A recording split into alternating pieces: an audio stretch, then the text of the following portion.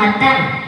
ഞാനിവിടെ പറയാൻ പോകുന്ന കഥയുടെ പേര് മരിച്ച തബീതയ്ക്കായി ജീവൻ കരുതിയ ദൈവം. പണ്ട് പണ്ട് യോപ്പ എന്ന സ്ഥലത്തിൽ തബീത എന്ന പേരുള്ള ഒരു ശിഷ്യയുണ്ടായിരുന്നു. പേടമാൻ എന്നായിരുന്നു തബീത എന്ന പേരിന്റെ അർത്ഥം. തബീത വളരെ സൽപ്രവൃത്തികളും ധർമ്മങ്ങളും ചെയ്യുന്നവളായിരുന്നു. പെട്ടെന്നൊരു ദിവസം ഗുരുതരമായ അസുഖം വന്ന് തബീത മരിച്ചു പോയി. തബീതയെ അറിയാൻ എല്ലാവർക്കും വളരെ വിഷമമായി. അപ്പോൾ യേശുവിന്റെ ശിഷ്യനായ പത്രോസ് യോപ്പയുടെ അടുത്തുള്ള ലുദ്ദ എന്ന സ്ഥലത്തിൽ ഉണ്ടെന്നവർ അറിഞ്ഞത്. അവർ വേഗം തന്നെ ആളയച്ച് പത്രോസിനെ വിളിപ്പിച്ചു. പത്രോസ് വന്നപ്പോൾ അവർ പത്രോസിനെ തബീതയെ കിടത്തിയിരുന്ന മുറിയിൽ കൊണ്ടുപോയി.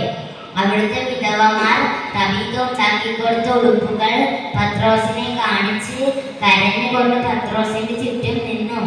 പത്രോസ് അവരെല്ലാവരെയും പുറത്താക്കിയ ശേഷം മുട്ടുകുത്തി ദൈവത്തിനോട് പ്രാർത്ഥിച്ച ശേഷം തബീതയുടെ നേരെ തിരിഞ്ഞ് തബീതയെ എഴുന്നേൽക്കാന്ന് പറഞ്ഞു. തബീത ഉടനെ കണ്ണു തുറന്നു. പത്രോസിനെ കണ്ടപ്പോൾ എഴുന്നേറ്റിരുന്നു.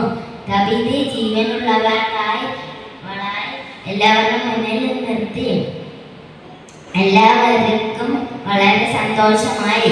ആ അത്ഭുതം കണ്ടവർ ദൈവത്തിൽ വിശ്വസിച്ചു. ജീവിച്ചിരുന്നപ്പോൾ തനിക്കായി കരുതിയ തബീതയ്ക്ക് വേണ്ടി ദൈവം രണ്ടാമതും ജീവൻ കരുതിയിരുന്നു.